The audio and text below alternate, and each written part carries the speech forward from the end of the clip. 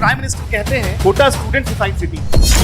अभी supreme court का ये स्टेटमेंट है कि बच्चे जो सुसाइड कर रहे हैं कोटा में उसकी वजह पेरेंट्स है। रमेश्वर मुखिया हत्याकांड, आपके चेस्ट पर जोर से धक्का दिया गया।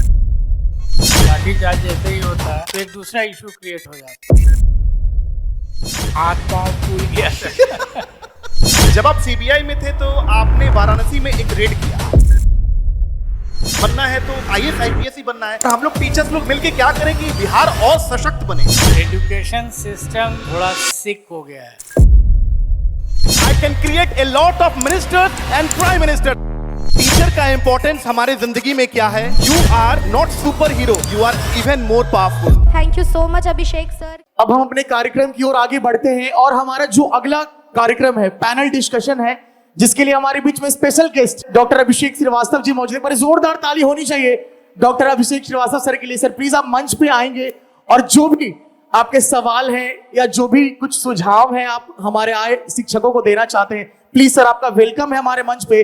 और कहते हैं कि वह शिक्षक सिर्फ वह नहीं जो सिर्फ किताबों को पढ़ाता है, शिक्षक सिर्फ वह नहीं जो सिर्फ किताबों को पढ़ाता है, बल्कि वह है जो छात्र के भीतर छिपी संभावनाओं को बाहर लाता है। एक बार जोरदार ताली फिर से होनी चाहिए आज मौजूद हमारे सारे शिक्षकों के लिए। Sir please.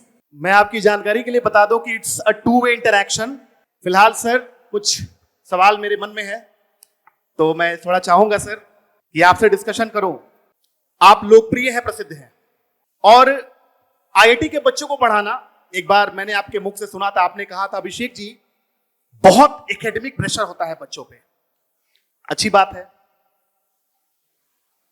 बात कर रहा हूं सर कोटा शहर की। हमारे सम्माननीय ऑनरेबल प्राइम मिनिस्टर कहते हैं कोटा शहर शिक्षा का काशी है, लेकिन फैक्ट्स कहता है कोटा स्टूडेंट सुसाइड सिटी है। 2023 में 26 बच्चों ने सुसाइड किया, 2024 में 16 ने। And on top of that supreme court ने एक स्टेटमेंट डिक्लेयर किया है सर, मैं आपको बता दूं। आई वॉज रीडिंग, सुप्रीम कोर्ट कह रहे हैं 20/11/2023 का मैं अखबार पढ़ रहा था, उसमें लिखा हुआ था कि parents are the reasons behind student suicide. अभी सुप्रीम कोर्ट का यह स्टेटमेंट है कि बच्चे जो सुसाइड कर रहे हैं कोटा में, डिप्रेशन में आ रहे हैं, उसकी वजह पेरेंट्स है। और यह मसला बहुत गहरा है सर। तो सर कैसे देखते हैं इसको आप सर? अभिषेक जी ने बहुत ही गंभीर प्रश्न उठाया है। सुसाइड केवल कोटा में या आईआईटी की जहाँ पढ़ाई होती है वहीं नहीं होता है, अनेक स्थल पर होता है। ज़्यादातर डिप्रेशन में जब आदमी रहता है तभी सुसाइड करता है। परफॉर्मेंस प्रेशर नहीं झेल पाना भी एक डिप्रेशन का कारण होता है। तो कोटा का संबंध यही है। Performance pressure, cut throat competition हो जा रहा है। आप गौर करेंगे जो मैं सुपर 30 का ग्रुप रखता हूँ उसमें ये परफॉर्मेंस प्रेशर बहुत कम आता है, क्योंकि जो 30 बच्चे रहते हैं वो सब एक दूसरे के मित्र होते हैं। मैंने एक फ्रेज क्रिएट किया है कि कंपटीशन उनके बीच में होता है, लेकिन उससे कहीं ज़्यादा कोलैबोरेशन होता है। और you are talking about collaboration, not competition. Competition तो होना ही है, वो रहेगा, ये बहुत स्वाभाविक होता है। लेकिन आप सुपर 30 को ऑब्जर्व कीजिएगा आकर के, उसमें जिस तरीके से बच्चे लोग रहते हैं, ह्यूजली कोलैबोरेटिव प्रोसेस है। सब एक दूसरे को बहुत मदद करते हैं। ये चीज़ जहाँ पैसा दे करके लोग पढ़े वहाँ पर कोऑपरेशन कम हो जाता है, कंपटीशन ज़्यादा हो जाता है, क्योंकि सबको लगता है कि हमने भी दिया है। तो डिप्रेशन होने लगता है कि हमने भी पैसा दिया तो मेरा मार्क्स क्यों नहीं आ रहा है। और ऊपर से जो आपने कहा पेरेंट्स आ जाते हैं, सुप्रीम कोर्ट की स्टेटमेंट से आप सहमत है सर? नहीं, not necessarily. In fact I would suggest कि अगर पेरेंट्स रहें साथ में तो डिप्रेशन को मिटिगेट करने में उनका रोल रहता है। रोल रहता है। प्रेशर वो डालते जरूर हैं, लेकिन सर जब सर आप एडमिट कर रहे हैं कि पेरेंट्स की तरफ से प्रेशर रहता है, आप एडमिट कर रहे हैं? प्रेशर तो रहेगा ही। पेरेंट्स प्रेशर क्रिएट करते हैं, लेकिन अगर डिप्रेशन देखेंगे वो, उनको इतना तजुर्बा है कि इस डिप्रेशन को मिटिगेट भी करना चाहिए। यही रीज़न है कि आप देखेंगे कोटा में अब नंबर ऑफ पेरेंट्स जो रह रहे हैं अपने बच्चों के साथ, उसकी संख्या बढ़ती जा रही है, पहले नहीं रहते थे। अभिनंदन सर, अगला जो प्रश्न है वो आपके एक पुस्तक से है। एक कंटेक्स्ट है कि कंटेक्स्ट था कि ब्रह्मेश्वर मुखिया हत्याकांड आपके चेस्ट पर जोर से धक्का दिया गया, कुछ सेकंड्स के लिए आप सेंसलेस हो गए, क्योंकि सर आपकी ओपन हार्ट सर्जरी हो रखी थी। तो सर उस समय आपने एंगर को और वहां के लॉ एंड ऑर्डर सिचुएशन को कैसे कंट्रोल किया? एक पर्सनल रिसेंटमेंट, पर्सनल एंगर, मैंने सर सुना है, आपने इंटरव्यू में कहा है कि मेरे एक इशारे पर वहां लाठीचार्ज शुरू हो जाता। तो सर, और उसके बाद आप वहां कह रहे हैं इंटरव्यू में कि मैंने ध्यान भी नहीं दिया। सर, यू वर डीजीपी, आपके बॉडी के साथ मिसबिहेव किया गया। उस समय आपने, मतलब आपके मन में क्या चल रहा था सर, और कैसे इन चीजों को आप देख रहे हैं सर? मेरे मन में हमेशा एक ही ध्येय रहता है, मैं जिस मकसद के लिए जहाँ खड़ा हूँ उसी पर मेरा फोकस रहता है। कोलैटरल इश्यूज मैं क्रिएट नहीं होने देता हूँ, जिसको कॉमन लैंग्वेज में साइड इशू कहा जाता है। वहाँ मैं खड़ा था एक लॉ एंड ऑर्डर प्रॉब्लम को हैंडल करने के लिए। मैं कोई दूसरा इशू क्रिएट ही नहीं होने दे सकता था। जैसा आपने कहा लाठी चार्ज, तो लाठी चार्ज जैसे ही होता है तो एक दूसरा इशू क्रिएट हो जाता है। जिस मकसद के लिए मैं था वहाँ वो नहीं हो पाता। इसलिए मैंने तय किया इमीडिएटली ये इशू मुझे नहीं खड़ा करना है, इग्नोर कर दिया मैंने। तो सर ऐसे सिचुएशन में एंगर को मैनेज किया जा सकता है, पर्सनल एंगर? बिल्कुल, आपका ध्येय क्लियर होना चाहिए कि मेरे जहां मैं खड़ा हूं वहां क्या ध्येय है। ध्येय क्लियर होना चाहिए। Excellent sir. सर, एक किस्सा आपने लिखा है किताब में, कहलगांव भागलपुर का, जहां पर 7 armed policemen were held captive for a ransom. आपको स्टेडियम में बुलाया गया, 10,000 angry people you had to face, और डिमांड रखा गया to hang the district magistrate and SP of Bhagalpur. आप पढ़ेंगे किताब में। और आप यहां लॉ ऑफ फिजिक्स अप्लाई करते हुए दिख रहे हैं सर। जैसा आप लिख रहे हैं, आप लिख रहे हैं कि a chapter from the principles of physics called forced harmonic oscillator rush to my mind. और आपका कहना है कि इसी लॉ को यूज करके आपने वहां की सिचुएशन को कंट्रोल किया। तो सर, क्या forced law, forced harmonic oscillator को यूज करके क्या हम लोग आपको अगला बिहार का सीएम के रूप में देख सकते हैं? नहीं, दोनों का कॉन्टेक्स्ट बिल्कुल अलग है। फोर्स्ड हार्मोनिक ऑसिलेटर का कॉन्टेक्स्ट मैंने जो यहाँ यूज किया है, पढ़ाओ सर आगे। वो है कि जब भी एक हार्मोनिक ऑसिलेटर को आप एक्सटर्नली फोर्स कीजिएगा तो वो अपना इनिशियल कंडीशंस का मेमोरी लूज कर जाता है, and it starts responding to the forcing frequency. यही कॉन्सेप्ट यूज किया है हमने वहाँ। तो क्राउड को कैसे न्यूट्रलाइज किया सर? क्राउड को न्यूट्रलाइज कैसे किया आपने? आई न्यू कि थोड़ा सा अगर मैं टाइम दूंगा इस हार्मोनिक, क्राउड को मैंने ट्रीट किया मेंटली कि वो हार्मोनिक ऑसिलेटर है, it has its own frequency, और हम उसको अगर अपने फ्रीक्वेंसी पर ट्राई करेंगे लाना without it getting over the transient stage तो नहीं होगा।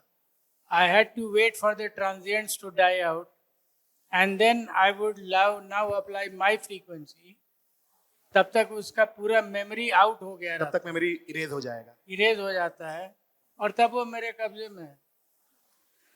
अच्छा सर, ये भी कहा जाता है कि क्या आपने अपने करियर के आखिरी पड़ाव में पॉलिटिकल प्रेशर में आकर ट्रांसफर का रिक्वेस्ट एप्लीकेशन दिया था?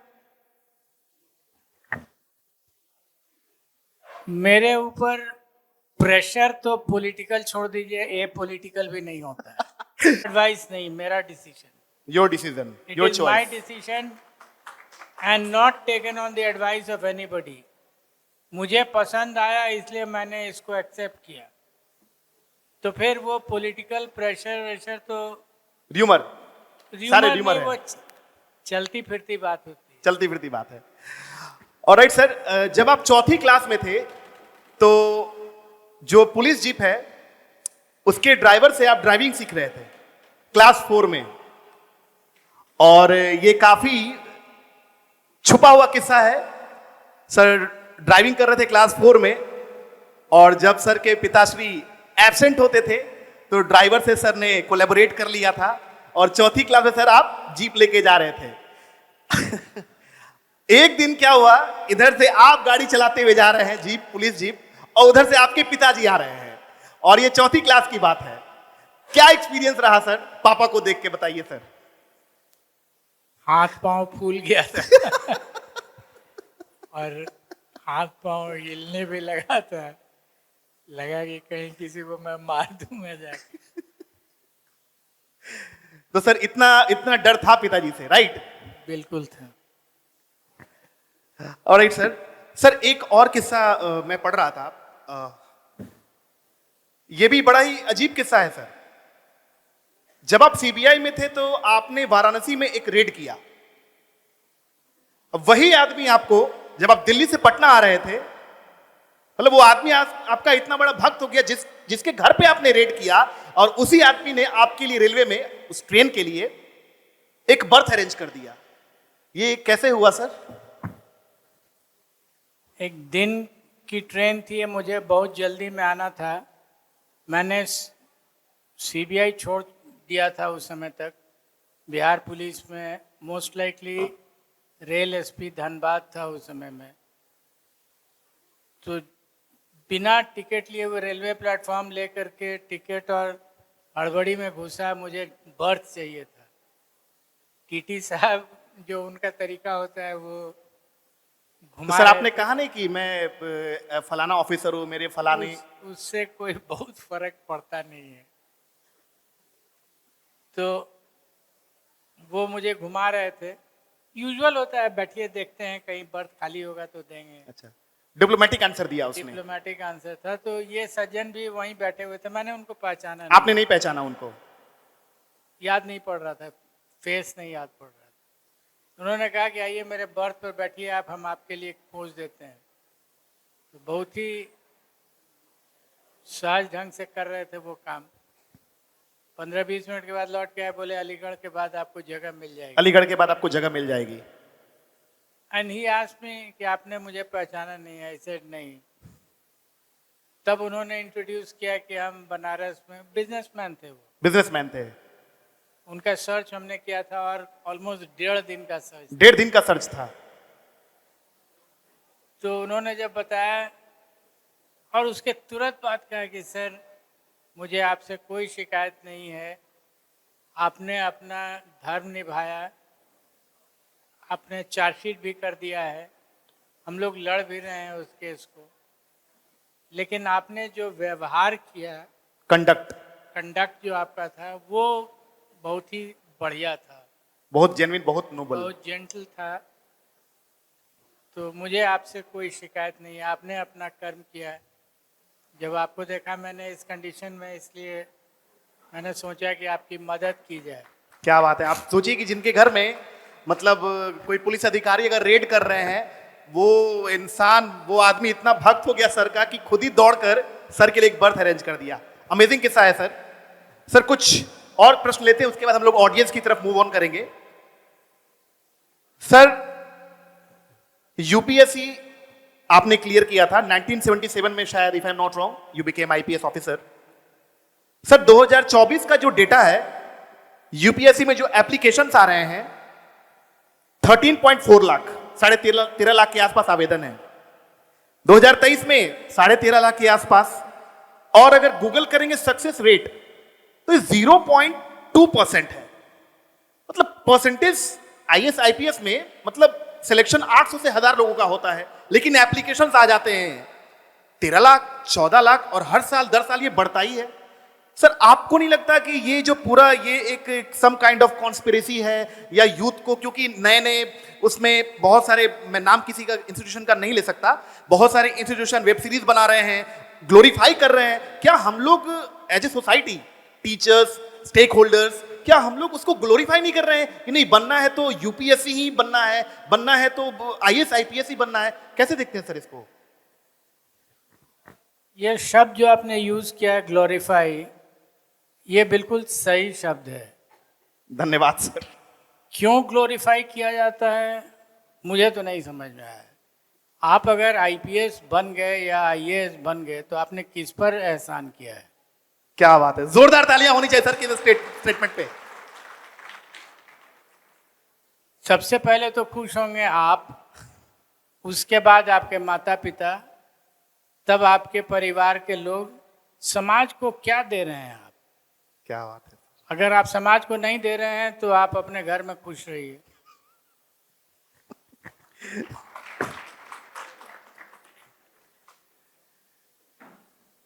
एक प्रश्न और है सर। 28 जनवरी 2024 का टाइम्स ऑफ इंडिया में पढ़ रहा था, AISHE का सर्वे है, all India survey on higher education 2021-22 का सर।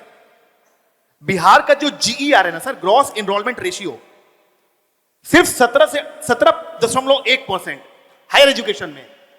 मतलब +2 करने के बाद जो एनरोलमेंट होना चाहिए, कम से कम 50, 60, 70 होना चाहिए बिहार का सर, वो 17.1 है। आप समझिए सर कि जब एनरोलमेंट ही नहीं है हायर एजुकेशन में, हम लोग हायर एजुकेशन की बात कर रहे हैं, और देखिए यहां पर बिहार के लगभग 38 जिला से सभी टीचर्स आए हैं, ये लोग कनेक्ट कर पा रहे होंगे कि कितने बच्चे अभी उनके क्लासरूम तक पहुंच पाते हैं। एक डेटा मैं और पढ़ता हूं यहां पे, गवर्नमेंट स्कूल में प्राइमरी, अपर प्राइमरी सेक्शंस में 2022 एसर की रिपोर्ट है, annual status of education report बताती है कि स्टूडेंट्स का अटेंडेंस 60% ही है। सर स्टूडेंट्स के अटेंडेंस को लेकर समस्याएं हो रही हैं, ग्रॉस एनरोलमेंट रेशियो को लेकर समस्याएं हो रही हैं। क्या कभी कुछ परिस्थितियां सुधरेंगी? क्या लगता है आपको? और हम लोग टीचर्स लोग मिलकर क्या करें कि बिहार और सशक्त बने एजुकेशन में? एटलीस्ट एजुकेशन सिस्टम थोड़ा सिक हो गया है, और जब भी कोई आदमी बीमार पड़ता है तो उसका वेरियस टेस्ट रिपोर्ट्स खराब आने लगता है। तो आप जो डेटा दे रहे हैं वो भी टेस्ट रिपोर्ट है एजुकेशन सिस्टम का। और सोचने लायक बात है कि एजुकेशन सिस्टम में क्या खराबी है कि इस तरह का रिपोर्ट आ रहा है। एक बच्चे से आप पूछिए कि क्या करोगे आगे बीए करोगे, एमए करोगे, उसको लगता है कि बीए एमए करके हम करेंगे क्या, हमारा कोई प्रॉब्लम सॉल्व होगा या नहीं होगा, और अगर नहीं होगा तो बीए एमए करने से फ़ायदा क्या है? That explains your enrolment factor. जो बच्चे नहीं आते हैं पढ़ने के लिए हायर एजुकेशन में, आप टीचर से पूछें एमएससी बीएससी करने के लिए, बच्चे नहीं आ रहे हैं क्लास में। बिल्कुल सर। तो उनको भी वही है प्रॉब्लम कि पास करके हम ग्रेजुएट होके क्या करेंगे। तो बेसिकली सोचना होगा कि हम एजुकेशन दे रहे हैं किसके लिए? What is the purpose of What is the education? purpose of making them go through this? और अगर इसका आंसर नहीं ढूंढ पाते हैं तो फिर ये सब जो फैक्टर्स आप ला रहे हैं वो वही है जो पैरामीटर्स दिखाता है कि आपकी व्यवस्था कमज़ोर हो गई है या सिक हो गई है। जमीनी स्तर पे कोई काम नहीं होगा। आई वुड से बीमारी पकड़ रही है। इट्स लाइक सेइंग कि आपको टीबी हो गया है तो आप ब्लड का रिपोर्ट लीजिए, मे बी लीवर का रिपोर्ट लीजिए या कुछ और भी रिपोर्ट लीजिए, तो रिपोर्ट में दे देता है इस रेंज से इस रेंज में होगा तो टीबी है और नहीं तो नहीं है। वही बात हो रही है। सर सिंघम मूवी आपने देखी है? दबंग? अच्छा, ये चुलबुल पांडे कोई कैरेक्टर याद है सर आपको? सर सुपर कॉप की क्या इमेज होती है? फिल्मों में तो दिखाया जाता है कि मैं दबंग हूं, ये सिंघम है, और अलग अलग चीजों को प्रोजेक्ट किया जाता है अलग अलग तरीकों से। सुपर कॉप की क्या इमेज हो सकती है श्री अभ्यानंद सर की निगाहों में? सुपर कॉप वही है जो बिना कोई थर्ड डिग्री यूज किए हुए, बिना लाठी चलाए, बिना गोली चलाए, बिना गाली दिए, एक क्रिमिनल के मन में कानून का दहशत पैदा कर दे। क्या बात है सर। एक सवाल सर और लेता हूं, उसके बाद हम लोग सर ऑडियंस की तरफ रुख करेंगे।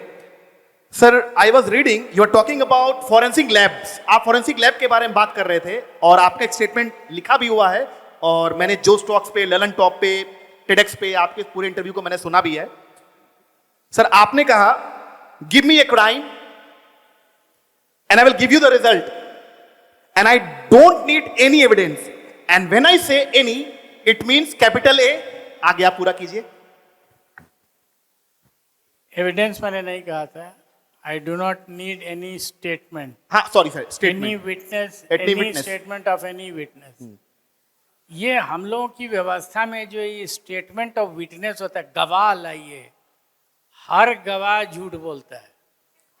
हर गवाह झूठ बोलता है। एकदम सर आप पक्का। पब्लिक प्लेटफॉर्म पे बोल रहे हैं सर ये हाँ, बात? एकदम।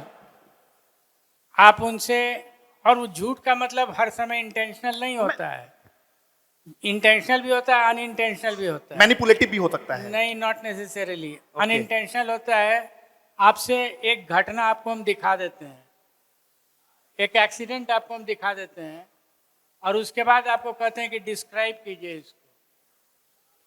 आप रोड के इस साइड खड़े हैं, रोड के उस साइड एक दूसरा आदमी खड़ा है, दोनों अलग अलग तरीके से डिस्क्राइब करेंगे।